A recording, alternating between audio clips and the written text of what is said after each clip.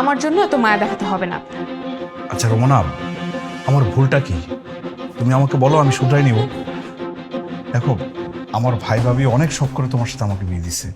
এখন তুমি যদি এরকম করো, তারা যদি জানে অনেক কষ্ট পাবে। আমি ডিভোর্স চাই, আমি আপনার সংসার করব না। আর কোনো কথা আছে? কি বলো তুমি?